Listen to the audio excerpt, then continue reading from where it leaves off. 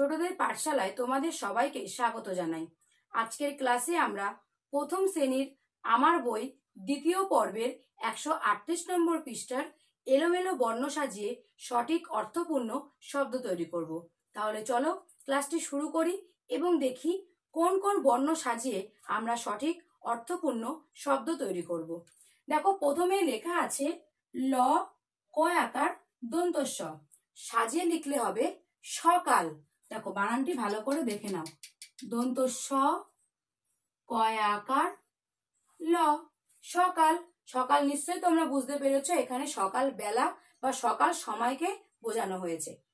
তারপরে দেখো দন্ত স বয়াকার তয়াকার। সাজিয়ে লিখলে হবে বাতাস। বয়াকার তয়াকার দন্ত স, বাতাস। বাতাস একটি অর্থপূর্ণ শব্দ। তারপরে দেখো ক ময় ঔকার চয়াকার। সাজিয়ে লিখলে হবে মৌচাক। ময় ঔকার চয়াকার ক, মৌচাক। ময় ঔকার চয়াকার ক, মৌচাক। তারপরে দেখো লেখা আছে গ বয় শূন্য র দন্ত সয়াকার। সাজিয়ে লিখলে কি হবে? দেখো, সাজিয়ে লিখলে হবে সাগর। বানানটি কি? দন্ত সয়াকার গ বয় শূন্য র, সাগর। দন্ত সয়াকার গ বয় শূন্য র, সাগর। তারপরে দেখো লেখা আছে ল বয় শূন্য র আকার ক্ষয় আকার। সাজিয়ে লিখলে আমরা কি পাবো? দেখো, সাজিয়ে লিখলে হবে রাখাল। রয় আকার ক্ষয় আকার ল, রাখাল। দেখো, তারপরে লেখা আছে তালব্য আ কয় আকার। সাজিয়ে হবে আকাশ। বানানটি কি? আ কয় আকার তালব্য আকাশ। দেখো, লেখা আছে দন্তান্ন অন্তস্তীয় দন্তান্ন নয়ন। নয়ন অর্থাৎ চোখ। এখানে কিন্তু একটি অর্থপূর্ণ শব্দ দেওয়াই আছে, কিন্তু এটিকে আমাদের সাজিয়ে লিখতে হবে। সাজিয়ে লিখলে কিন্তু একই শব্দ হবে। দেখো, আমরা যদি লাস্টের দন্তান্নকে আমরা আগে লিখি, অর্থাৎ শেষের দন্তান্নকে যদি আমরা আগে লিখি দন্তান্ন অন্তস্তীয় দন্তান্ন, তাহলেও কি হলো? নয়ন। নয়ন শব্দের অর্থ হলো চোখ। তারপরে দেখো লেখা আছে দন্ত সয়কার খ ল। সাজিয়ে লিখলে হবে খ ল দন্ত সয়কার খোলসে। খ ল দন্ত সয়কার খোলসে। তারপরে দেখো লেখা আছে পয়হস্যু দন্ত সয়হস্যু বয় শূন্য রয় হস্যি। সাজিয়ে লিখে আমরা পাবো দন্ত সয়হস্যু পয়হস্যু বয় শূন্য রয় হস্যি, সুপুরি। তারপরে লেখা আছে দন্তান্ন কয়াকার দয় ওকার। সাজিয়ে লিখে হবে দোকান। দয় ওকার কয়াকার দন্তান্ন দোকান। এবার দেখে নিই কোন কোন বর্ণ সাজিয়ে আমরা শব্দ তৈরি করব। দেখো, লেখা আছে উময় হর্ষি আ দন্তান্নয় আকার। সাজিয়ে লিখলে হবে আঙিনা। বানানটি কি হবে? আ উময় হর্ষি দন্তান্নয় আকার, আঙিনা।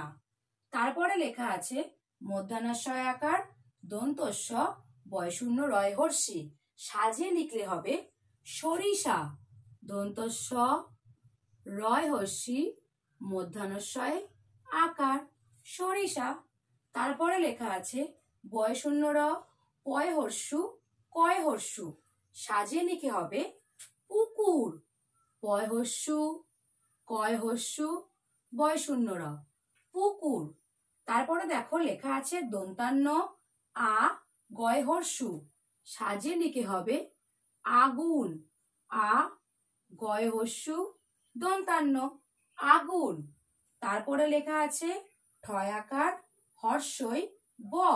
সাজিয়ে লিখে হবে ব হর্ষই ঠয় আকার বৈঠা।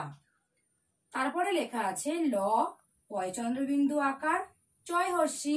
সাজিয়ে লিখে পাবো পয়চন্দ্রবিন্দু আকার চয় হর্ষি ল, পাঁচিল। পাঁচিল। তারপরে দেখো লেখা আছে ছয় আকার ম গয় আকার।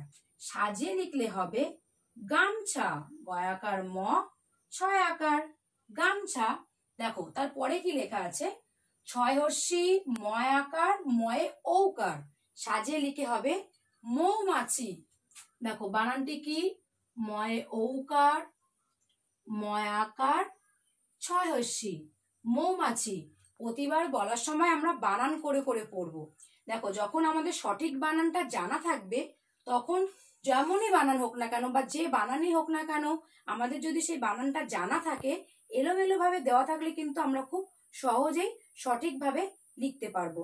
তাই আমরা যখন সঠিক বানানগুলো পড়বো বা যখন সঠিক বানানগুলো লিখবো, তখন আমরা মুখে বলে বলে তারপরে করব। তাহলে যখন পরীক্ষার খাতাতে এলোমেলো ভাবে দেওয়া থাকবে, খুব সহজেই আমরা সঠিকভাবে লিখতে পারবো। দেখো মৌমাছির পরে কোন শব্দ হবে দেখে নাও। তালব্য য় দীর্ঘী ব অনুস্বার, সাজে লিখলে হবে বংশী। ব অনুস্বার, তালব্য য় দীর্ঘী, বংশী। তারপরে দেখো আছে ডয় শূন্য রয় আকার, বয়স্বী লয় আকার, সাজে লিখে হবে বিড়াল। বয়স্বী ডয় শূন্য রয় আকার ল, বিড়াল। তারপরে লেখা আছে কয়কার ল কয়স্যি, সাজে লিখে আমরা পাবো কোকিল। কয়কার কয়স্যি ল, কোকিল। তারপরে আছে চ হর্ষই ডয় শূন্য রয় হর্ষু, সাজে লিখে হবে চড়ুই। চ ডয় শূন্য রয় হর্ষু হর্ষই, চড়ুই।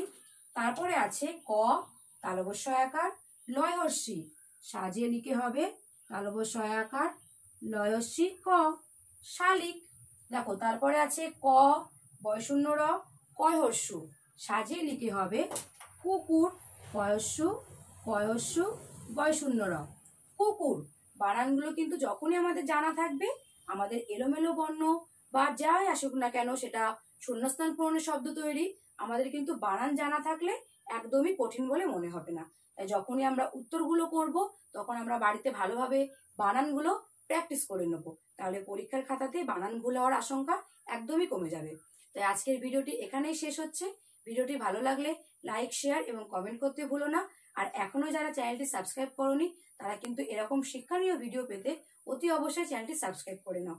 দেখা হচ্ছে অন্য কোনো ভিডিওতে নতুন কিছু বিষয় নিয়ে।